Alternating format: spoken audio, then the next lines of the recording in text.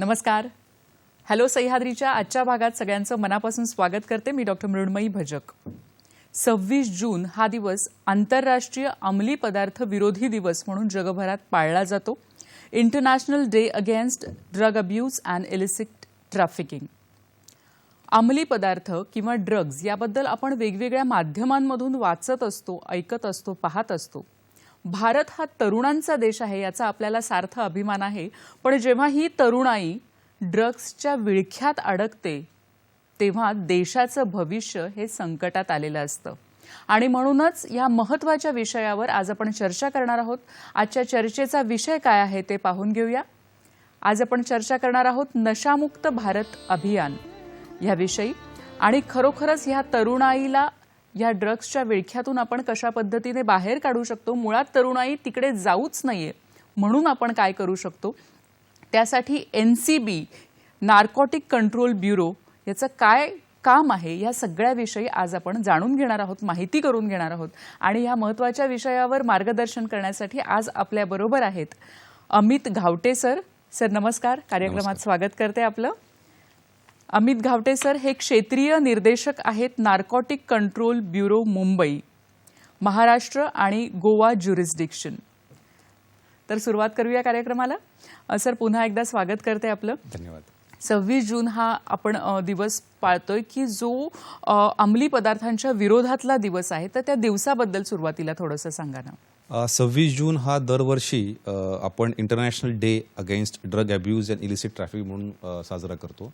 हा 1989 पासून UN general assembly जी आहे त्याच्या रेझोल्युशन प्रमाणे आपण साजरा करतो. बरं.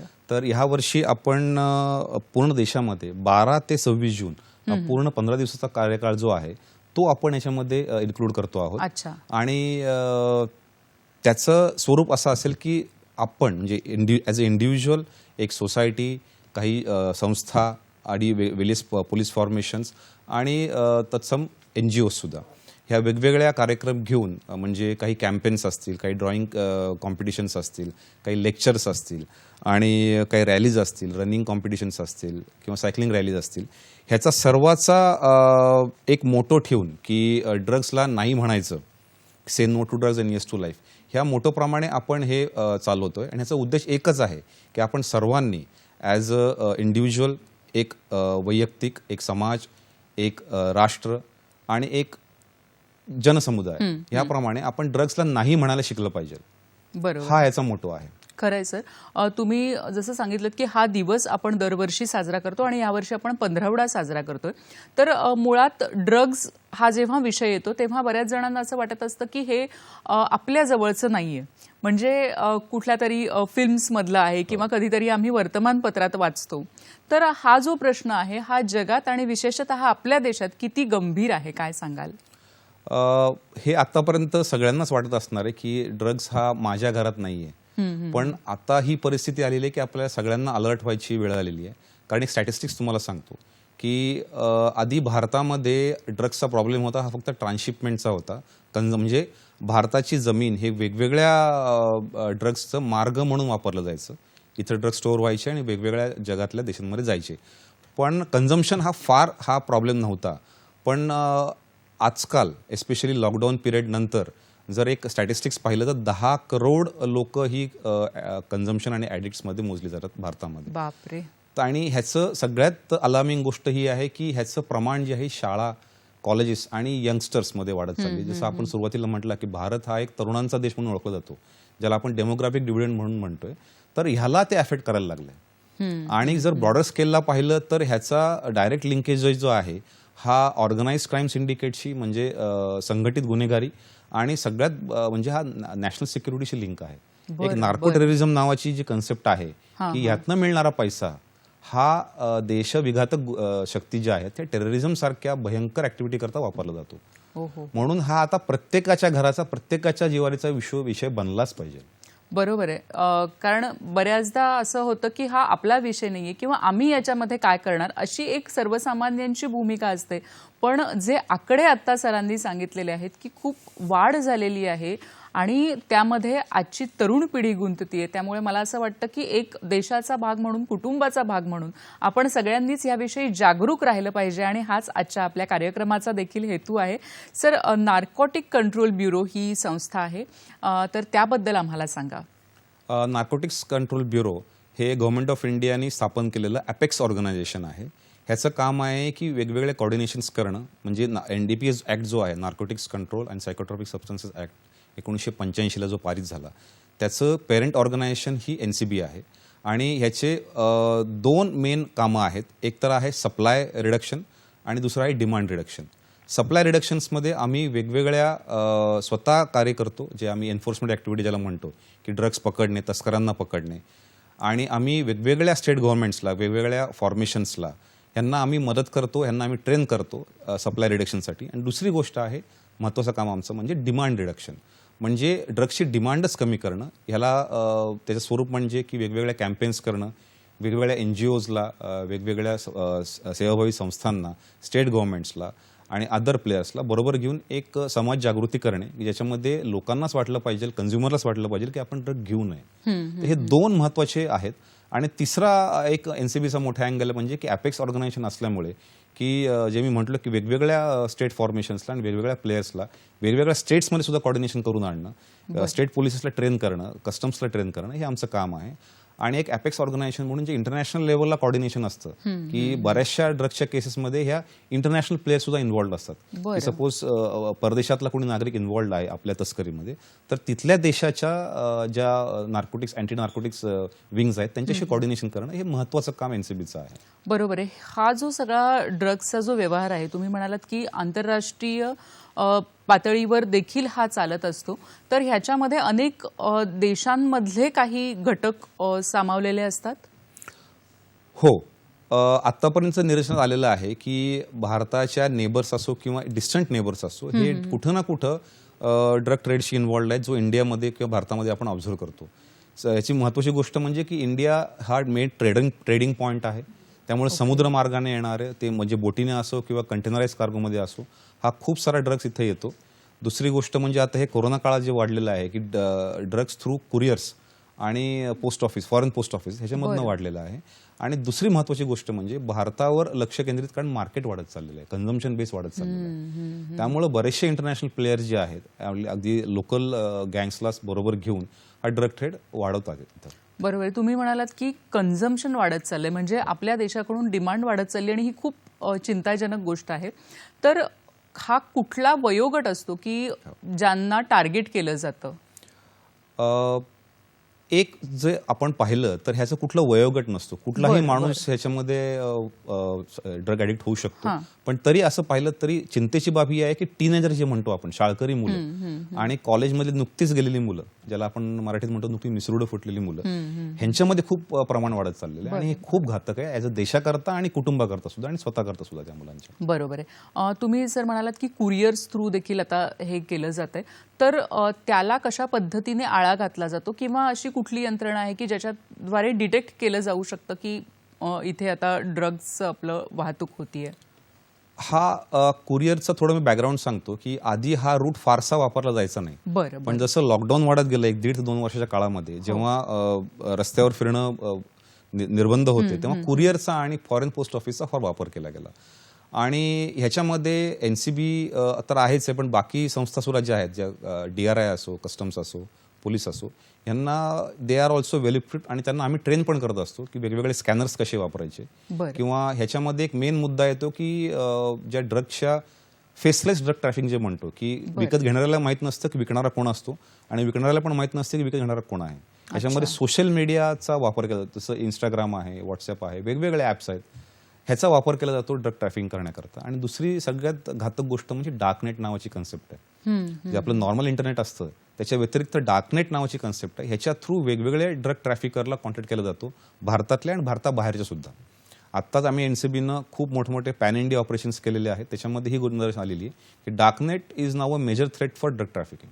बरं बरं बरं. नक्कीच, म्हणजे अनेक घटकांचा ह्यामध्ये समावेश आहे आणि अनेक यंत्रणा ह्याच्या मागे आहेत. आणि या सगळ्या यंत्रणांवर कुठेतरी एक आळा घालण्यासाठी नार्कोटिक कंट्रोल ब्युरो आहे आणि नार्कोटिक कंट्रोल ब्युरो मुंबईचे निर्देशक आज आपल्याबरोबर आहेत. ते आणखी आपल्याला माहिती सांगणार आहेत आणि या महत्त्वाच्या विषयावर मार्गदर्शनही करणार आहेत. आत्ता वेळ झाली एका छोट्याशा विश्रांतीची. पाहत रहा हॅलो सह्याद्री.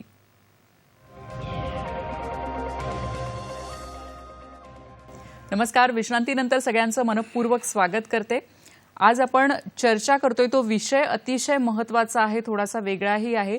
नशामुक्त भारत अभियान हा आजचा आपला विषय आहे आणि आपल्याला मार्गदर्शन करतायत क्षेत्रीय निर्देशक narcotic control bureau Mumbai Amit Ghawate sir.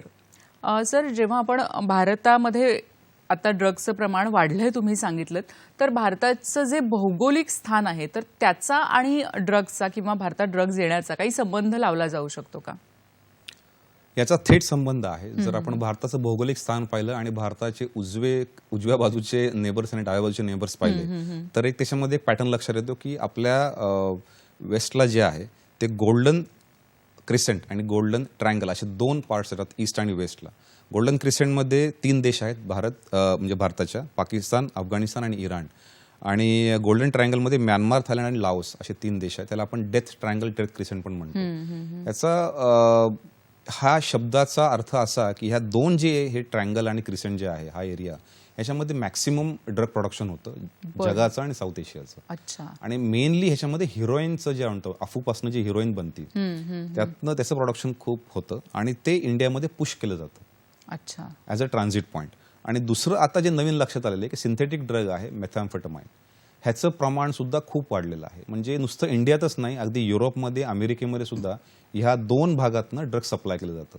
आणि भारत ह्या दोन्ही भागाच्या मध्ये सँडविच झाल्यामुळे आणि भारताची इकॉनॉमी खूप रोबस्ट म्हणजे खूप ॲडव्हान्स स्टेजमध्ये असल्यामुळं जे ट्रेड चॅनल्स आहेत ह्याचा गैरवापर ह्या ड्रग ट्रॅफिकिंग करता केला जातो. म्हणजे वेगवेगळ्या देशांमध्ये कंटेनराइज कार्गोमध्ये किंवा पार्सल थ्रू ड्रग्स पाठवण्याकरता ह्या चॅनल्सचा आणि ह्या रिजनमधनं खूप सप्लाय इंडियामध्ये सप्लाय पण म्हणता येत नाही, पुश जो आहे तो केला जातो. बरोबर. तुम्ही म्हणालात की भारताच्या भौगोलिक स्थानामुळे भरपूर आपल्याकडे ड्रग्ज येण्याचं प्रमाण वाढलेलं आहे. तर कुठल्या मार्गाने हे ड्रग्ज येतात? म्हणजे एक समुद्री मार्ग आहे आणि आणखी कुठल्या मार्गाने येऊ शकतात? जर आपण काही काळाच्या म्हणजे 2 वर्षाचा अनालिसिस केला तर ह्याच्यामध्ये लक्षात येईल की समुद्री मार्गाने मोठ्या क्वांटिटीमध्ये ड्रग्ज येतो. तर आपण वेस्टर्न कोस्ट म्हटला, गुजरातमध्ये पण बऱ्याचशा केसेस झाल्या, मुंबईमध्ये झाल्या, अगदी टुटिकोरिनपासनं चेन्नई पोर्ट किंवा विझिंगम पोर्ट केरळमध्ये जो आहे सगळ्या पोर्ट्सवर मोठमोठ्या प्रमाणात केसेस झाल्या. अगदी लॉकडाऊनच्या काळामध्ये पण ड्रग ट्रॅफिकिंग थांबलं नव्हतं. म्हणजे प्युअर फॉर्ममध्ये हिरोईन जे आहे हे वेपन्सच्या अगदी म्हणजे AK-47 त्याच्याबरोबर 1,000 लाईव्ह राऊंड्स म्हणजे गोळ्या पकडल्यात आम्ही, हायटेक फोन्स त्याला आपण सॅटेलाईट फोन्स म्हणतो, हे सगळं जे आहे हे साध्या फिशिंग ट्रॉलर्समधनं फिशिंग बोट्समधनं यायचं 300 ते 350 किलो एका खेपीमध्ये. बापरे. आणि कंटेनराइज कार्गो हा दुसरा विषय आहे. जसं मुंबईमध्ये बऱ्याचशा नावाशिवा पोर्टवर किंवा मुंद्रा पोर्टवर किंवा बाकी पोर्ट्सवर जे पकडलं गेलं अगदी 1,000 किलोपासून 2,000 किलोपर्यंत ड्रग्स पकडले गेलेले आहेत. हा एक मुद्दा झाला सागरी मार्गाचा. दुसरा मार्ग आहे हवाई मार्ग.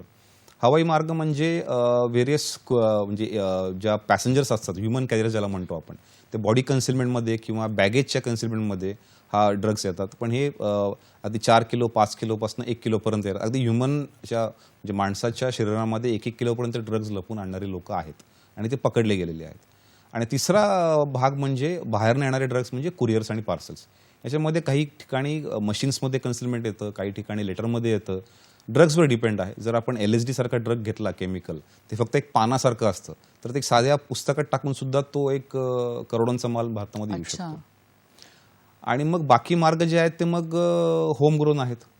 गांजा म्हणू आपण, अफू म्हणू, ते भारतामध्ये पण तयार होतच आहे. किंवा काही सिंथेटिक ड्रग्ज आहेत ते इंडियामध्ये पण तयार होतात. अच्छा. म्हणजे भारतात तयारही होत आहेत आणि बाहेरून येण्याचं प्रमाणही मोठं आहे. सर, तुम्ही आता उल्लेख केलात की हवाई मार्गाने देखील येऊ शकतो. आपण एअरपोर्टवर जेव्हा जातो तेव्हा खूप कडक सुरक्षा असते, तिथे स्कॅनिंग केलं जातं किंवा स्निफर डॉग्स असतात. तर ह्यांच्याद्वारे किती प्रमाणात हे जे ड्रग्स ट्रॅफिकिंग आहे ते पकडलं जातं? आपण जे म्हटलं की स्कॅनिंग आणि स्निफर डॉग्स हे असतातच किंवा आमच्या इंटेलिजन्स विंग्स काम करत असतात वेगवेगळ्या. NCB आहे त्याच्यामध्ये, कस्टम्सच्या पण असतात. तर हे बऱ्याचशा प्रमाणात पकडलं जातं. पण काही काही ड्रग्स असे पण असतात की ज्या स्कॅनिंगमध्ये पण सापडत नाही आणि स्निफरमध्ये पण सापडत नाही. एक तुम्हाला उदाहरण देतो. थोड्या काळापूर्वी NCB मुंबईनं एक इंटेलिजन्सच्या बेसिसवर, स्पेसिफिक इंटेलिजन्सच्या बेसिसवर एक बोल्वियन महिलेला पकडलं मुंबई एअरपोर्टवर. अच्छा. जेव्हा तिची बॅग ओपन केली तेव्हा रबरासारखा एक 3.5 ते 4 किलो सबस्टन्स आम्हाला सापडला. So we are not sure की हे काय आहे. पण जेव्हा ते नीट एक्झामिन केलं, फॉरेन्सिक अनालिसिस केलं, तेव्हा कळलं की ते ब्लॅक कोकेन होतं. अच्छा. ते स्निफरडॉक्स पण त्याचा वास येत नव्हता आणि स्कॅनिंगमध्ये पण सापडत नव्हतं. आणि तेव्हा कळलं की ती महिला तो माल घेऊन गोव्याला जाणार होती. 31st पार्टी करता तो माल वापरला जाणार होता आणि त्यातला काही माल परत मुंबईमध्ये येणार होता विकण्याकरता. आणि हा फार रेअर सबस्टन्स असतो. ह्याच्यामध्ये म्हणजे चारकोल कोकेन जनरली पांढरं असतं. ते साऊथ अमेरिका किंवा लॅटिन अमेरिकन कंट्रीमधनं येतं. त्याच्यामध्ये चारकोल ॲड केलेला होता आणि काही असे ड्रग्ज ॲड केले होते की ज्याच्यामुळे त्याची मारक क्षमता जी म्हणतो पोटेन्सी ती ब्लॅक कोकेनची वाढली होती. आणि हा ब्लॅक कोकेन हा फार महाग विकला जातो. त्यामुळे असे पण अँगल त्याला आहेत. बरोबर आहे. म्हणजे मला असं वाटतं की आपण तंत्रज्ञान हे वाढलेलं आहे, म्हणजे सिक्युरिटी पण वाढलेली आहे आणि त्याचबरोबर त्याचा एक उलटा परिणाम देखील होतोय की जे हे सगळं लोक करतायत, जी यंत्रणा आहे की ते देखील टेक्नो सॅव्ही झालेले आहेत. तर ह्याचं तुम्हाला एक आव्हान जाणवतं का आणि कशा पद्धतीने त्याला तोंड दिलं जातं? अगदी बरोबर आहे. कारण हा ड्रग ट्रेड जो आहे हा प्युअरली इकॉनॉमिक बेसिसवर चालतो. त्यामुळं जे ड्रग ट्रॅफिकर असतात किंवा पेडलर ज्याला म्हणतो, हे नेहमीच एजन्सीजच्या किंवा कुठल्याही जी पोलीस फॉर्मेशन असतं त्याच्या एक स्टेप पुढं राहायचा प्रयत्न करतात. पण भारतामधल्या आपल्या एजन्सीज तेवढ्या स्मार्ट आहेत की आपण त्यांना कॅच करू शकतो. ह्याचं उदाहरण म्हटलं तर आता NCBकडं स्वतःचा एक स्निफर स्क्वॉड आहे, स्निफर डॉग स्क्वॉड आहे. त्यामुळे आमचे श्वान जे आहेत ते फक्त NDPS म्हणजे नार्कोटिक सबस्टन्स हँडल करण्यामध्ये ट्रेन केलेलं आहे. त्याचा वापर आम्ही वेगवेगळ्या ठिकाणी करतो आणि आम्ही बाकी एजन्सीजला पण ते देतो. बरं. मग आणि ह्याचं दुसरा एक असतो की आधी बोललो डार्कनेटचा वापर जो वाढलेला आहे आणि दुसरं म्हणजे क्रिप्टोकरन्सी, म्हणजे कुठलंही अगदी म्हणजे पैसे देऊन किंवा ड्रग घेणं प्रकार बंद झालेला आहे. वेगवेगळ्या वॉलेट्स आहेत, ऑनलाईन पेमेंट्स आहेत, क्रिप्टोकरन्सी आहे, मोनेरो नावाची क्रिप्टोकरन्सी आहे. त्याच्यामध्ये इतकी अनॉनिमिटी मेंटेन केली जाते की ऍक्च्युली कुणी वापरलं हे कळायला फार वेळ लागतो. बरं. पण ह्याचे खूप सारे चॅलेंजेस आहेत. किंवा जे पेडलर्स आहेत ते इतके हुशार झालेत की स्वतःकडे काहीच ठेवत नाही. ते अगदी व्यवस्थित सिंडिकेट हायर करतात आणि 3ऱ्या-4थ्या लेअरला तो ॲक्च्युली ड्रग्ज असतो. त्यामुळे एजन्सीजला तिथपर्यंत पोहोचायला खूप मेहनत करावी लागते. But I think we are well equipped. आणि आता जे गव्हर्नमेंट ऑफ इंडियाने जे अगदी वॉर फ्रंटवर सुरू केलेलं आहे त्याचे रिझल्ट्स आपल्याला दिसतात. किती मोठ्या प्रमाणात ड्रग्स पकडले जात आहेत आणि किती मोठ्या प्रमाणात हे सिंडिकेट जे आहेत, नॅशनल असो इंटरनॅशनल असो, हे तोडले जातात, ती मुळासकट तोडले जातात. बरं. तुम्ही सिंडिकेट म्हणालात तर ते नक्की काय असतं? सिंडिकेट हा एक क्रिमिनल सिंडिकेट म्हणजे कसं असतं की एक हायरार्किकल स्ट्रक्चर असतं यांचं की एकाला दुसरा माणूस माहीत नसतो. त्या शेवटच्या माणसाला फक्त एक टार्गेट दिलं जातं की ह्या माणसाला जाऊन तू हा माल देऊन ये आणि पैसे घे. पण जो ऑर्डर देणारा असतो, मेन बॉस जो असतो, ज्याला आपण सिंडिकेट लीडर म्हणतो, त्याच्यामध्ये 3-4 लेअर असतात. ह्या एकमेकांना ओळखत नसतात. त्यामुळे हे फार एजन्सी पुढचं मोठं आव्हान असतं की ऍक्च्युअली माल पकडला एका फूड सोल्जरकडं जो रस्त्यावर विकतोय, त्याचा खरा बॉस कोण आहे, खरा माल कुठनं येतो हे शोधणं मेन चॅलेंज असतं. बरोबर आहे. तुम्ही सांगितलं की अशी काहीशी म्हणजे भरपूर गुंतागुंतीची ही सगळी व्यवस्था आहे आणि त्याला तोडणं आणि त्याच्यातून एखादा ड्रग पकडणं हे देखील अतिशय आव्हानात्मक अशी गोष्ट आहे. जेव्हा सर ते ड्रग्ज पकडले जातात, आम्ही वर्तमानपत्रात बातम्या वाचतो किंवा टीव्हीवर पाहतो, तेव्हा पुढे त्या ड्रग्जचं काय केलं जातं, ते कशा पद्धतीने नष्ट केले जातात? हो, हा प्रश्न सगळ्यांना असणारच आहे की एवढ्या क्वांटिटीमध्ये आम्ही ड्रग पकडतोय, NCB असो किंवा बाकी फॉर्मेशन असो, तर आम्ही काय करतो. तर ह्याच्यामध्ये कायद्यामध्ये त्याची व्यवस्था केलेली आहे. NDPS कायदा हा इतका व्यापक आहे की याच्यामध्ये ड्रग डिस्ट्रक्शन नावाची गोष्ट आहे, ती पण त्याच्यामध्ये इन्क्लूड केलेली आहे. आता प्रत्येक एजन्सीचा आपला एक मालखाना असतो, त्याच्यामध्ये ते ड्रग्ज ठेवले जातात आणि कोर्टाच्या परमिशननं ते ड्रग्ज इन्सिनेटर असतात डेझिग्नेटेड. महाराष्ट्रामध्ये 2 आहेत, एक तळोजामध्ये आहे, एक रांजणगावला आहे. त्याच्यामध्ये तो अगदी सगळे प्रोटोकॉल फॉलो करून एक कमिटी स्थापन केली जाते. त्याच्यामध्ये वेगवेगळ्या एजन्सीचे लोक असतात, की काही पोलीसचे असतात, काही कस्टम्सचे असतात, काही NCBचे मेंबर असतात आणि त्या कमिटीच्या समोर हे ड्रग्ज जाळले जातात. त्यामुळे असं काही नाही की ड्रग जप्त केले ते ठेवलेत, ते असं नसतात, ते सगळे ड्रग जाळले जातात. नक्कीच. सर, आपल्याला कार्यक्रमात एक फोन येतोय. दादा उबाळे आपल्याशी बोलतायत जामखेडहून. नमस्कार, आपला प्रश्न विचारा. नमस्ते. नमस्कार. बोला, आपला प्रश्न विचारा. आहे की आजची युवा पिढी जी व्यसनांच्या आहारी जात आहे, तर त्यांचे मत परिवर्तन करण्यासाठी कोणत्या उपाययोजना केल्या पाहिजेत त्याबद्दल सांगा. धन्यवाद. आजची युवा पिढी अनेक व्यसनांच्या मागे जातीये. ड्रग्ज हा एक अतिशय गंभीर मुद्दा आहे. तर काय उपाययोजना करू शकतो? ह्याच्यामध्ये उपाययोजना ही सुरुवात ही अगदी घरापासून केली पाहिजे की आपल्या मुलांवर लक्ष ठेवायचं. जे जुनी संकल्पना आहे 7च्या आत घरात, ते थोडंसं पाळलं गेलं पाहिजे की आपल्या मुलाचे ट्रेंड्स लक्षात घ्या, मुलाचे किंवा मुलीचे ट्रेंड्स बघा. एक ड्रग्ज जो आहारी जातो किंवा कुठल्याही व्यसनाच्या आहारी जातो त्याचा एक पॅटर्न दिसतो, बिहेवियरल पॅटर्न, की एकटं राहणं, पैसे जास्त वापरणं. हे थोडं लक्षात आलं की त्याचं अगदी वेळेवर जर तुम्ही इंटरफिअर केलं तर कुठलाही व्यसन कुठल्याही मुलाला कधीच लागू शकत नाही. हे प्रूव्ह झालेलं आहे. आणि जरी लागलं तरी घाबरायचं काही कारण नाही आहे. अशा भरपूर संस्था आहेत की ज्याला आपण रिहॅबिलिटेशन म्हणतो, त्या गव्हर्नमेंट ऑफ इंडिया आणि गव्हर्नमेंट ऑफ महाराष्ट्राने भरपूर ठिकाणी ओपन केलेल्या आहेत. अशा मुलांना आपण तिथं नेऊन मुलांना किंवा मुलींना रिहॅबिलिटेशन जे म्हणतो की त्यांना सुधारणं, हे पण होऊ शकतं. पण सगळ्यात मोठी गोष्ट म्हणजे त्यांना त्या आहारी जाऊ न देणं. ह्याच्यासाठी आपण त्यांचे जे आवडते छंद जे आहेत ह्याला प्रोत्साहन दिलं गेलं पाहिजे. जसं स्पोर्ट्स आहे किंवा संगीत आहे किंवा आर्ट आहे. ह्या गोष्टींना मुलांना ड्रग्स मुलं का घेतात ह्याचं थोडंसं सायकोलॉजिकल ॲनालिसिस आपल्याला करणं आवश्यक आहे. की कुठलीही मुलं जेव्हा एक तर 2 गोष्टी असतात की इट्स कूल, की हे चालतं आजकाल, हे त्यांना सांगायचं की चालत नाही आजकाल. हे किती देशविघातक आहे, किती समाजविघातक आहे, किती सेल्फ डिस्ट्रक्टिव्ह आहे. आणि दुसरी गोष्ट असते की पिअर प्रेशर, की माझा मित्र म्हणतोय घे म्हणून मी पण घेतो. हे पेरेंट्सनी आपल्या मुलांना शिकवलं पाहिजे की कुणाशी मैत्री करायची आणि कुणाची नाही करायची. नक्कीच सर, तुम्ही सांगितलं की ते कुठेतरी रोखणं आधीच हे खूप गरजेचं आहे. तर मला एक असा मुद्दा तुम्हाला विचारायचा आहे की ड्रग्सबद्दल घरी बोललं गेलं पाहिजे का? कारण बऱ्याचदा एक अशीही शंका असते पालकांना की अरे ह्याला काही माहिती नसेल आणि आपण बोललो तर उगीच त्याच्या डोक्यात आपण काहीतरी टाकू.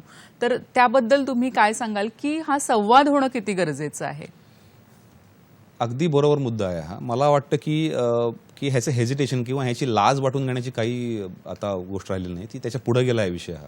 त्यामुळे प्रत्येकाने आपल्या मुलांना योग्य वेळी अगदी शाळेत असल्यापासून सांगणं आवश्यक आहे की बाबा रे, कुठलेही ड्रग्ज घेऊ नका. आणि असं समजू नका की ड्रग्ज म्हणजे फक्त, हे मी मुद्दामून बोलतोय, ड्रग्ज म्हणजे फक्त गांजा किंवा चरस हे समजू नका, किंवा कोकेन. ड्रग्सचे इतके काही प्रकार आले त्याला आपण सिंथेटिक ड्रग्ज म्हणतो किंवा डिझायनर ड्रग्ज म्हणतो. म्हणजे अगदी चॉकलेट जरी असले तिथे पण गांजाचे असू शकतात, केक जरी असला तो पण गांजाचा तयार करू शकतो. अशा केसेस आम्ही केलेल्या आहेत. किंवा जे मेडिसिन्स असतात, पेन किलर्स किंवा साधं कोडिन बेस्ड कफ सिरप, ह्याचा मिसयूज जर केला तर they are also equally harmful as drugs. बरोबर. त्यामुळे ह्याचा संवाद होणं फार आवश्यक आहे, अगदी ट्रान्सपरंट मुलांशी. नक्कीच. आपल्याला आणखी एक फोन येतोय. रवींद्र कुडाळकर आपल्याशी बोलतायत जळगावहून. नमस्कार, आपला प्रश्न विचारा. नमस्कार. माझा प्रश्न असा आहे की एकदा नशेमुक्त व्यक्ती झाली की पुन्हा नशेच्या आहारी जायची शक्यता असते. या संबंधी त्या व्यक्तीने किंवा त्या व्यक्तीच्या कुटुंबियांनी काय दक्षता घ्यावी? आणि यासोबतच असं विचारायचे की संगतीनं देखील, सहवासातनं देखील नशेची सवय लागू नये, व्यसन लागू नये म्हणून प्रत्येक व्यक्तीने काय काळजी घ्यावी? धन्यवाद. काय सांगाल सर? पहिला मुद्दा आपला मला जो कळला की नशेचं डिॲडिक्शन कसं करावं आणि परत तो त्या ॲडिक्शनमध्ये जाऊन याच्याकरता काय काळजी घेतली जावी. तर ह्याचं उत्तर असं आहे की आपल्या प्रत्येक भागामध्ये, इन्क्लुडिंग आपण जिथनं फोन केला त्याच्या आसपाससुद्धा, ह्या अशा संस्था आहेत, असे एक्सपर्ट्स आहेत. त्याचा वापर आपण जरूर करावा की ते एक्सपर्ट्स तुम्हाला बरोबर गायडन्स करतात की एकदा नशामुक्त झाला माणूस, त्या नशेच्या आहारीनं बाहेर पडला की परत त्या नशेच्या त्या आहारीत जाऊ नये. ह्याच्याकरता प्रॉपर सिस्टीम, नुसतं त्याला म्हणतो समादेशन किंवा काउन्सिलिंग नाही आहे, तर त्याला सायंटिफिक वेज आहेत, त्याला मेडिसिन्स आहेत. ह्या मेडिसिन्सचा आणि ह्या सायंटिफिक डॉक्टर्सच्या ट्रीटमेंटचा फायदा जर घेतला तर नक्कीच कोणीही परत नशेच्या आहारी जात नाही. आणि दुसरी गोष्ट म्हणजे की जे आपण म्हणतो पिअर प्रेशर, तुम्ही आता जे म्हटलं की संगतीचा परिणाम, तर तो हे आपलं फॅमिली स्ट्रक्चर जे आहे, फॅमिली स्ट्रक्चर किंवा चांगले मित्र करणं, चांगल्या सवयी लावणं, हेच आहे. ह्याच्यामध्ये शाळा, कॉलेजेस किंवा कुठलेही आपण ट्रेनिंग इन्स्टिट्यूटमध्ये मुलं जातो, ह्यांच्या जबाबदारी खूप वाढते. की अगदी घरातच नाही, शाळा लेवलला सुद्धा एक चांगली कन्सेप्ट सांगतो. एका शाळेमध्ये मी ऑब्झर्व केली की जसं आपण शाळेमध्ये मॉनिटर बघतो, एका प्रत्येक क्लास एक मॉनिटर असतो, तसे ड्रग व्हॉलंटियर्स काही काही शाळांनी अपॉइंट केलेले आहेत. ज्या शाळांमध्ये खूप सारे प्रॉब्लेम, शाळांची नावं सांगत नाही आता, पण ही खूप चांगली संकल्पना आहे आणि ह्याच्यामधनं खूप पॉझिटिव्ह रिस्पॉन्स मिळालेले आहेत की मुलांना एकमेकांना माहीत असतं की कोण मुलगा आहारी गेलेला आहे. शिक्षकांना आणि घरच्यांना फार उशिरा कळतं, अथॉरिटीजला फार लांबची गोष्ट. म्हणजे आणि मग ही मुलं जी आहेत ही शिक्षकांबरोबर किंवा पेरेंट्सबरोबर हे फक्त सांगतात की असा असा तुमच्या पाल्याला प्रॉब्लेम आहे. मग ते योग्य काउन्सिलिंगनं टीचरच्या आणि पेरेंट्सच्या बरोबर मिळून आणि काही संस्थांच्या बरोबर मिळून अशी मुलं ही कम्प्लिटली रिहॅबिलिट झालेली आहेत.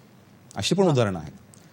नक्कीच. म्हणजे मला असं वाटतं की जर योग्य वेळी आपल्याला कळलं की एखादा मुलगा किंवा मुलगी जर या अंमली पदार्थांच्या आहारी गेलेली आहे तर त्या मुलाला त्यातून बाहेर काढणं हे अधिक सोपं जाईल. आणि आत्ता जे सरांनी उदाहरण दिलं की मुलांना माहिती असतं, त्यांच्या ग्रुपमध्ये माहिती असतं, तर त्यांनी अशा मुलांनी खरं तर शिक्षकांना सांगणं, पालकांना सांगणं हे देखील अतिशय महत्त्वाचं असं ठरू शकतं. आणखी ही माहिती घेणार आहोत आपण या महत्त्वाच्या विषयाबद्दल. आता वेळ झाली एका छोट्याशा विश्रांतीची. पाहत रहा हॅलो सह्याद्री.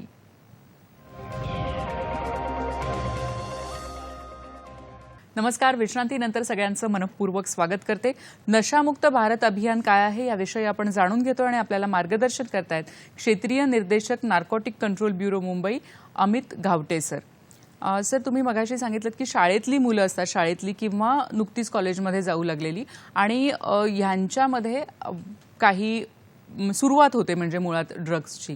तर ड्रग्समध्ये तुम्ही मगाशी उल्लेख केलात की सिंथेटिक ड्रग्स, तर त्याच्याबद्दल थोडंसं सांगा. सिंथेटिक ड्रग हा खूप म्हणजे भयंकर प्रकार आहे. नॅचरल ड्रग्स जे आहेत आपण ज्याला म्हणतो ते पण चांगले नाहीच आहेत. गांजा असो किंवा चरस असो किंवा बाहेर नेणारा कोकेन असो, हे प्लांट एक्स्ट्रॅक्ट आहे, म्हणजे त्याचा काहीतरी बेस आहे नेचरमध्ये. पण सिंथेटिक जे आहे ह्याचा पूर्ण बेस जो आहे केमिकल आहे आणि हे डायरेक्टली तुमच्या ह्युमन बॉडी, आमच्या CNS ज्याला म्हणतो आपण सेंट्रल नर्वस सिस्टम, हे डायरेक्टली अफेक्ट करतं. याच्यामध्ये खूप सारे प्रकार आहेत. ह्याच्यामध्ये हॅल्युसिनेशन्स आहे, हॅल्युसिनेटर आहेत, त्याच्यामध्ये ट्रँक्युलायझर्स आहेत. आणि ह्याच्या पुढचा प्रकार म्हणजे सिंथेटिकची काही नावं सांगतो मी. LSD म्हणून आहे.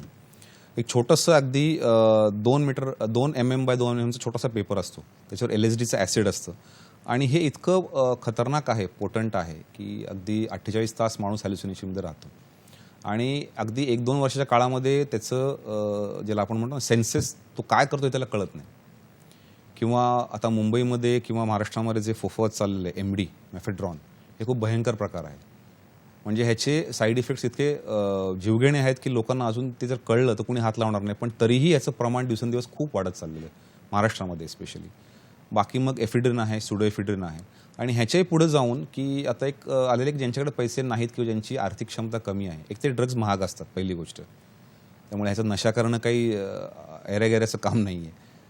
आणि ह्याच्यामध्ये जे प्रकार वाढत चालला आहे की मेडिसिन्स जे आहेत आपले, की ट्रॅमेडॉल असो, साधा पेनकिलर आहे, पण याचा गैरवापर किंवा CBCS जे आहे, ज्याला कोडिन बेस्ड कफ सिरप, आपण कफ सिरप जे वापरतो पेन्सिडिल वगैरे, ह्याची अख्खी बाटली पिणे, त्याच्यामध्ये एखादी कॉकटेल बनवणे, म्हणजे एखादी टॅबलेट नायट्राझेपाम किंवा टेपेंडाडॉल, ट्रामेडॉल ह्या टाकून याचं कॉकटेल बनवून ती मुलं पितात आणि दिवस झोपलेली असतात. ह्याचा शरीरावर एवढा विपरीत परिणाम होतो की अगदी 1-2 वर्षामध्ये त्यांचं ब्रेन काम करणं हे बंद करतं. अच्छा. त्यामुळे हा खूप भयंकर, हा मेडिसिन्सचा गैरवापर जो आहे हा एक खूप मोठं चॅलेंज आहे आपल्यापुढं. बरोबर आहे. कारण मेडिसिन्स आपल्याला उपलब्ध होतात आणि त्याचा गैरवापर या मुलांकडून केला जाऊ शकतो. तुम्ही डिझायनर ड्रग्ज म्हणालात, म्हणजे डिझायनर अनेक गोष्टी असतात पण डिझायनर ड्रग्ज असतात, तर त्याबद्दल? ही कन्सेप्ट जी आहे डिझायनर ड्रग, ही प्रकर्षाने जाणवती NCBच्या ऑपरेशन्समध्ये, की जी लोक हॅबिच्युअली ऑफेंडर्स आहेत, ज्यांना ड्रग्सचे इतकं त्यांनी घेतलेलं आहे वर्षानुवर्ष की अगदी त्यांना ते घेतल्यावर काहीच होत नाही. तर त्यांना मग आपल्याला नशा मिळवण्याकरता काय, तर मग कॉकटेल्स, कॉकटेल्सला आपण डिझायनर ड्रग पण म्हणतो. की सपोज कोकेननी नशा होत नाही, मग कोकेनमध्ये केटामाइन टाकायचं, किंवा ब्लॅक कोकेन जे मी म्हटलं, ब्लॅक कोकेनमध्ये कोकेनमध्ये चारकोल टाकून, एफिड्रिन टाकून त्याची पोटन्सी वाढवणं.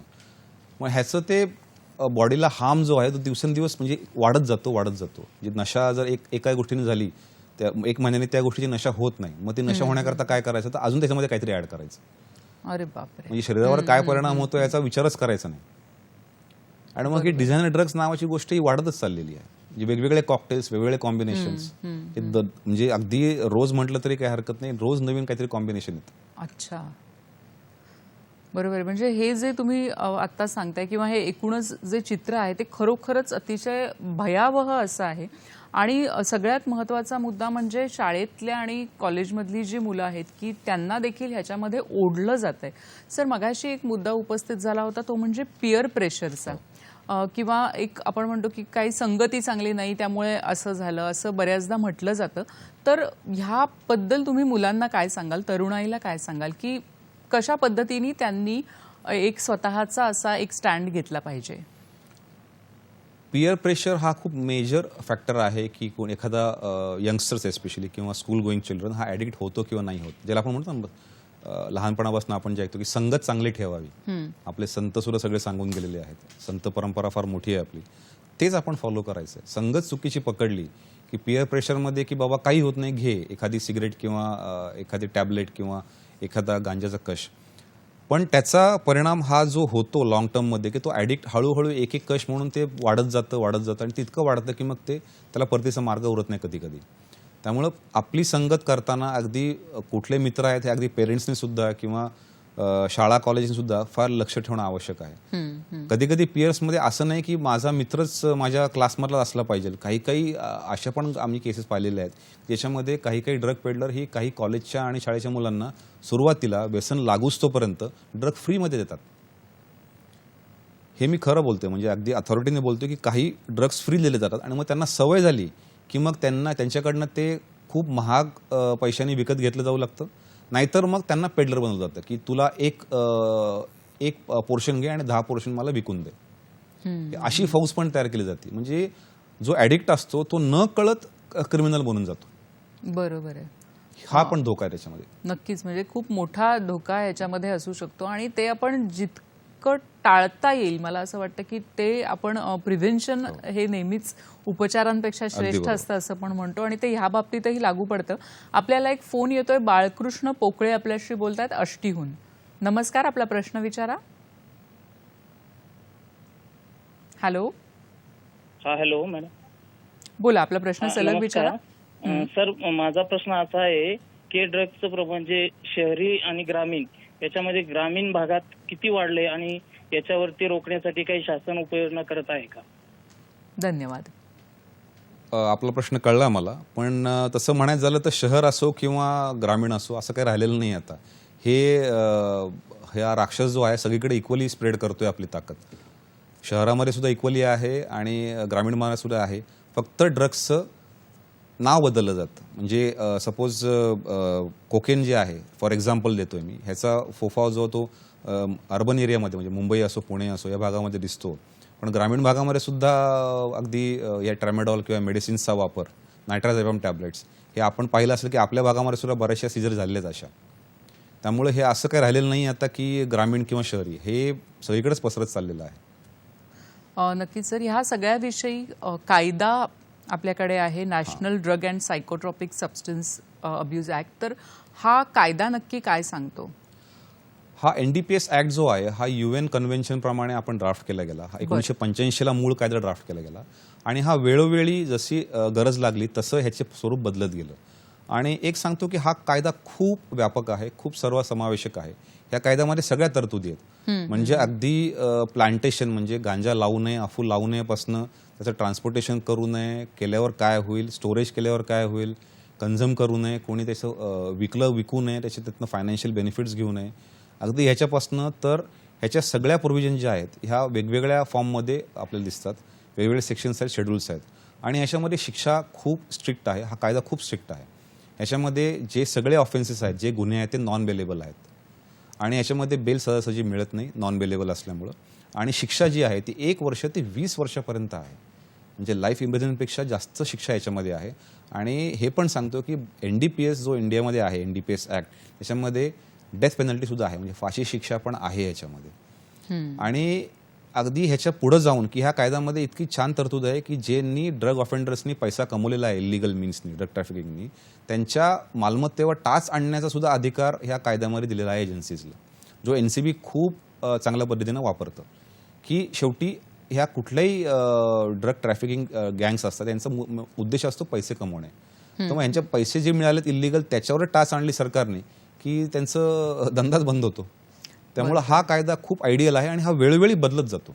बरोबर आहे. म्हणजे जशी परिस्थिती बदलते किंवा तंत्रज्ञान बदलते त्याप्रमाणे कायदा देखील बदलत चाललेला आहे. सर, केंद्र सरकारच्या काही विशेष योजना आहेत त्याबद्दल आम्हाला सांगा ना. केंद्र सरकार नेहमीच ह्या नशामुक्त भारत अभियानामध्ये अग्रगण्य आहे. आता जे आपण बघतो की खूप स्ट्रेस दिला जातो ह्या सगळ्या गोष्टीवर आणि याच्यामध्ये एक नशामुक्त भारत अभियान म्हणून स्थापन केलेलं आहे. हे खूप सर्वसमावेशक आणि व्यापक अभियान आहे. याच्यामध्ये एक नाही 3 मिनिस्ट्री इन्व्हॉल्ड आहेत. म्हणजे NCB याच्यामध्ये इन्व्हॉल्ड आहे, ती म्हणजे डिटेक्शनसाठी आणि प्रिव्हेन्शनसाठी जे आपण ज्याला म्हणतो केसेस करणे. नंतर याच्यामध्ये सोशल वेलफेअर मिनिस्ट्री पण येते, ज्याच्यामध्ये जी डिमांड रिडक्शन आहे म्हणजे सगळ्यांचं काउन्सिलिंग करणं, NGOजला सामील करणं, वेगवेगळ्या भागात जाऊन अवेअरनेस करणं, हे पण याच्यामध्ये येतं. आणि जर कोणी ॲडिक्ट झाला असला तर त्याला रिहॅबिलिटेशन आणि ॲडिक्शन करणं, याच्यामध्ये मिनिस्ट्री ऑफ हेल्थचा पण समावेश होतो. आणि हे करण्यामध्ये एक खूप छान संकल्पना केलेली आहे की पूर्ण भारतामध्ये इम्प्लिमेंट करायच्या आधी टार्गेट डिस्ट्रिक्ट आयडेंटिफाय केलेत पूर्ण इंडियामध्ये, महाराष्ट्रामध्ये पण केलेत की सर्टन डिस्ट्रिक्ट 8 ते 9 जिल्हे जे आहेत त्याच्यामध्ये जास्त प्रॉब्लेम आहे, त्या जिल्ह्यांवर पहिला फोकस केला जातोय. बरं. त्यामुळे खूप टार्गेटेड आणि खूप छान अप्रोच आहे आणि ह्याचंच जे आहे ते सगळ्या स्टेट गव्हर्नमेंटला हे फॉलो करण्याकरता सांगितलं गेलेलं आहे. त्यामुळे प्रत्येक स्टेट गव्हर्नमेंटच्या पण काही स्कीम्स आहेत, सेंटरच्या पण स्कीम आहेत आणि NCB हे नेहमीच पुढं असतं की या सगळ्या स्कीम स्टेट गव्हर्नमेंट्सला किंवा वेगवेगळ्या NGOजला समजून सांगणे आणि याचा फायदा मिळवून देणे. बरोबर आहे. म्हणजे कायदा आपल्याकडे सक्षम आहे, त्याचप्रमाणे कशा पद्धतीने त्याची अंमलबजावणी केली जाऊ शकते त्याबद्दलही योजना तयार आहेत आणि जनजागृतीच्या माध्यमातूनही हा जो मुद्दा आहे हा आज लोकांपर्यंत पोहोचवला जातोय.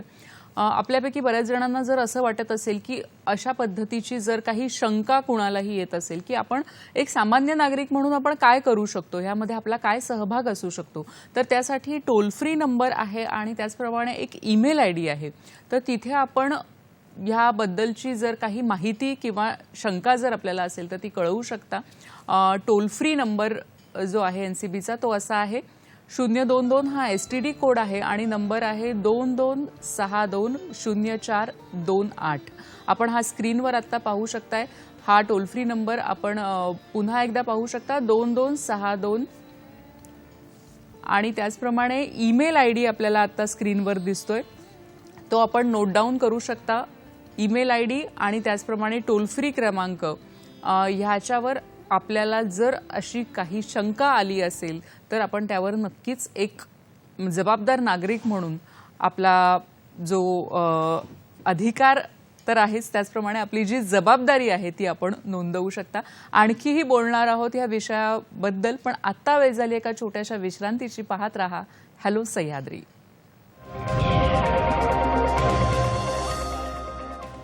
नमस्कार. विश्रांतीनंतर सगळ्यांचं मनपूर्वक स्वागत करते. नशामुक्त भारत अभियान या विषयावर आज आपण चर्चा करतोय आणि आपल्याला मार्गदर्शन करतायत नार्कोटिक कंट्रोल ब्युरो मुंबईचे क्षेत्रीय निर्देशक अमित घावटे. सर, मगाशी आपण हे जे ड्रग्ज आहेत ते ट्रॅफिकिंग का केलं जातं तर त्यामध्ये पैसा हा एक महत्त्वाचा भाग आहे. सर, त्याचप्रमाणे नार्को टेररिझम म्हणजे दहशतवादी गोष्टींसाठी देखील ह्याचा वापर केला जातो, तर त्याबद्दल आम्हाला सांगा. ही नार्को टेररिझमची संकल्पना आहे ही खरी आहे हे मला आज सांगायचं आहे की अशा बऱ्याचशा केसेस आम्ही केल्या आणि पाहिल्या सुद्धा. अगदी जम्मू काश्मीरपासून केरळापर्यंत पूर्ण महाराष्ट्राचा जो भारताचा जो पट्टा आहे ह्याच्यामध्ये ह्या केसेस पाहिल्या गेल्या, ज्याच्यामध्ये आपले नेबर्स जे आहेत, आपले डिस्टर्ब नेबर्स, पाकिस्तान असो, हे भारतामध्ये वेगवेगळ्या स्टेट्समध्ये ड्रग्स पुश करायचा प्रयत्न करतात. JK असो, जम्मू काश्मीर असो, पंजाब असो किंवा गुजरात असो. आणि ह्या पैशाचा वापर हा इतका ह्यूज पैसा असतो हा की जसं मी ज्या केसेस केल्या काही साऊथमध्ये अगदी लॉकडाऊनच्या पीकमध्ये असताना की 7 बोटीच्या केसेस केल्या आम्ही. प्रत्येक बोटीमध्ये 300 ते 400 किलोचा प्युअर हिरोईन यायचं अलॉंग विथ वेपन्स आणि हायटेक गॅजेट्स. आणि हा सगळा पैसा जो आहे हे स्लीपर सेल असतात भारतामध्ये, त्या स्लीपर्सला हा पैसा पुरवला जातो आणि त्या देशविघातक गोष्टी एस्पेशली टेररिझम करता ह्या वापरल्या जातात. अगदी जम्मू काश्मीरमध्ये सुद्धा हे पाहिलं गेलं की त्यांच्याकडे ठराविक क्वांटिटीचा ड्रग्ज दिला जातो, हाय व्हॅल्यू ड्रग, आणि त्यांना सांगितलं जातं की हा ड्रग विकून जो पैसा जनरेट होईल तो स्लीपर सेलला पुरवा किंवा तुम्ही स्वतः वापरा टेररिझम करता. आणि हे सत्य आहे. त्यामुळे ही फार मोठं चॅलेंज आहे आपल्या सगळ्यांपुढंच, म्हणजे अगदी प्रत्येक भारतीयापुढं आणि आपल्या वेगवेगळ्या एजन्सीज पुढे सुद्धा की कसं थांबवायचं. बरोबर आहे. म्हणजे काही चित्रपटांमधून हे पाहिलेलं आहे, पण ती सत्य परिस्थिती आहे आणि मला वाटतं की ही बाब देखील खूप गंभीर आहे. सर, जी मुलं किंवा जे लोक म्हणजे अगदी मोठेही असू शकतात त्यामध्ये हे ड्रग्सच्या आहारी जातात आणि त्यांच्या जर आपण कहाण्या ऐकल्या तर ते अतिशय विदारक असतात. म्हणजे मग ते घरात कुणाचंच ऐकत नाहीत, स्वतःवर कंट्रोल नसतो, अगदी आईवडिलांना मारहाण देखील होत असते. तर ह्याचं जे रिहॅबिलिटेशन आहे, पुनर्वसन कशा पद्धतीने केलं जातं आणि सध्या आपल्याकडे काय काय उपाययोजना आहेत, कुठल्या संस्थांशी आपण संपर्क साधू शकतो? आपण जे म्हटलं की ड्रग कन्झम्पशनचा की ड्रग ॲब्यूजचा जो आहे पॅटर्न, हा शेवटी असं दिसतं की तो व्यक्ती जो आहे तो खूप व्हायलंट होत जातो.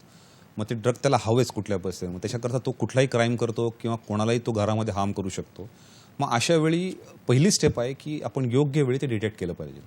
पहिलं आपल्याला कळलं पाहिजे की तो काय करतोय. आणि सिम्पटम्स खूप सोपे आहेत की ज्यादा मुलगा आयसोलेशनमध्ये राहणं, प्रमाणाच्या बाहेर खूप जास्त पैसा खर्च करणं किंवा कुठल्याही गोष्टीत लक्ष न लागणं, भूक न लागणं, हे सगळं आपण ऑब्झर्व केलं पाहिजे. आणि त्याशी सारखं बोलताना आपल्याला लक्षात येईल की तो ॲडिक्ट आहे किंवा नाही आहे.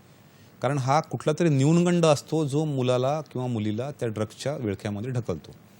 पण ह्या घाबरून जाण्याचं काहीही कारण नाही आहे. कुठलाही ड्रग आणि कितीही ॲडिक्ट असो तो रिहॅबिलिटेट होऊ शकतो. गव्हर्नमेंट ऑफ इंडियाच्या भरपूर स्कीम्स आहेत आणि खूप साऱ्या NGOs वेगवेगळ्या स्टेट गव्हर्नमेंटने सुद्धा फॉर्म केलेल्या आहेत. याच्यामध्ये आपण जाऊ शकतो, ज्याच्यामध्ये वैद्यकीय शास्त्रशुद्ध पद्धतीनं ह्याचं रिहॅबिलिटेशन केलं जातं. त्याला प्रॉपर मेडिसिन्स आहेत, त्याचे बिहेवियरल पॅटर्न्स आहेत आणि over a period of time, म्हणजे 4 महिने असो, 5 महिने असो, काहींना जास्त वेळ पण लागू शकतो. पण तो मुलगा किंवा ती व्यक्ती हे नक्की कुठल्याही एज ग्रुपचा असे ना, अगदी कॉलेजचा मुलगा असो किंवा वयोवृद्ध माणूस असो, हे रिहॅबिलिटेट होऊ शकतात. त्याच्यामध्ये घाबरून जाण्याचं काही कारण नाही. आणि सगळ्यात पहिली गोष्ट मला सगळ्यांना सांगायची आहे, स्पेशली पालकांना, की जर आपला मुलगा ड्रग्सच्या आहारी गेला असला तर लाजायचं कारण काहीही नाही. त्याला तुम्ही क्रिमिनल समजू नका, त्याला तुम्ही एक पेशंट समजा, त्याला तुम्ही व्हिक्टीम समजा, की बाहेर जे बसलेले मोठे मोठे ड्रग लॉर्ड्स आहेत ह्यांचा तो व्हिक्टीम आहे असं समजून त्याला ट्रीट करा. ही माझी सगळ्यांना कळकळीची विनंती आहे. आणि दुसरी गोष्ट मी सांगतो की प्रत्येक लहान मुलगा, मुलगी किंवा कुठलाही माणूस यांनी एक लक्षात ठेवा की 1 ग्रॅम गांजा जरी तुम्ही घेतला तरी लक्षात ठेवा की तुम्ही स्वतःला हार्म करताय, तुमच्या घराला हार्म करताय आणि सगळ्यात महत्त्वाची गोष्ट म्हणजे तुम्ही तुमच्या देशाला हार्म करताय. कारण हा पैसा जो आहे हा नक्की ना कुठल्या मार्गानं देशविघातक गोष्टींकडे, म्हणजे टेररिझम असो किंवा ऑर्गनाइज क्राईम असो, ह्यांच्याकडे जातो आणि तो आपल्याच विरुद्ध वापरला जातो. हे लक्षात ठेवा. नक्कीच. सर, ह्यामध्ये जेव्हा आपण पुनर्वसनाबद्दल बोलत असतो तर तेव्हा कुठेतरी ह्या सर्व लोकांना, मुलांना की चांगल्या कुठल्या तरी एखाद्या गोष्टीकडे वळवणं हे देखील खूप महत्त्वाचं आहे. तर असे काय पर्याय आज आपण उपलब्ध करून देऊ शकतो? ही एक नवीन संकल्पना आहे की अल्टरनेटिव्ह थेरपी ज्याला म्हणतो आपण, की ही खूप काही स्टेट्समध्ये खूप कार्यरत, म्हणजे खूप इफेक्टिव्ह दिसते.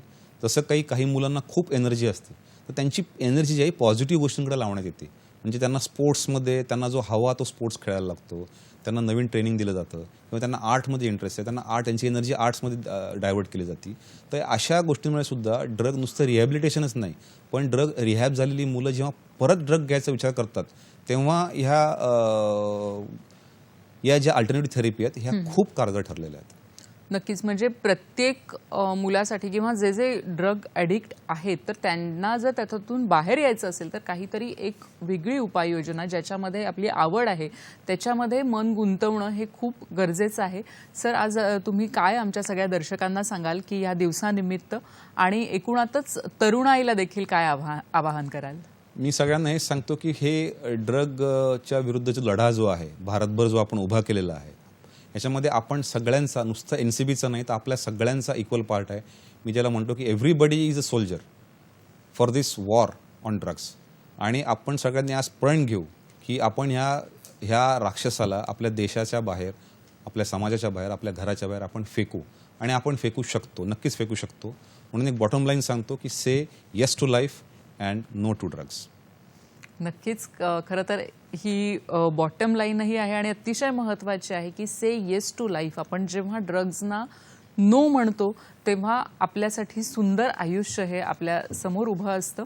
ह्या वर्षीची, या दिवसाची थीम आहे people first, stop stigma and discrimination, strengthen prevention.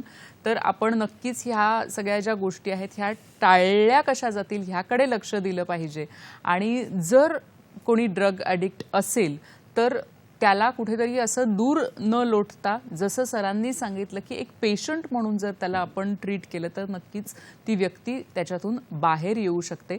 कसा वाटला आमचा कार्यक्रम आम्हाला जरूर सांगा. त्यासाठी वेगवेगळी माध्यमं आहेत, त्यातून आपण आपले अभिप्राय आमच्यापर्यंत पोहोचवू शकता. फेसबुकचं माध्यम आहे hellosahadri20@gmail.com हा आमचा ईमेल ID आहे. आमचा हा कार्यक्रम तसंच इतरही कार्यक्रम आपण पाहू शकता यूट्यूबवर आणि ट्विटर हँडल आहे @dd_सह्याद्री. सर, आज आपण इथे आलात. खरं तर विषय थोडासा अवघड देखील होता, पण तो अतिशय सोपा करून आपण सांगितलं, आमच्या सगळ्या दर्शकांपर्यंत पोहोचलात. त्याबद्दल आमच्या संपूर्ण हॅलो सह्याद्रीच्या टीमतर्फे मी आपली मनापासून आभार मानते. खूप खूप धन्यवाद. दर्शक हो, आजचा जो संदेश आहे say no to drugs and yes to life हा आपण आपल्यासाठी तर पाळूयातच आणि ह्या संदेशाचा आपण प्रसारित देखील करूयात. या नोटवर आज इथेच थांबूयात. पुन्हा भेटूया नवीन कार्यक्रमात नवीन विषयासह. नमस्कार.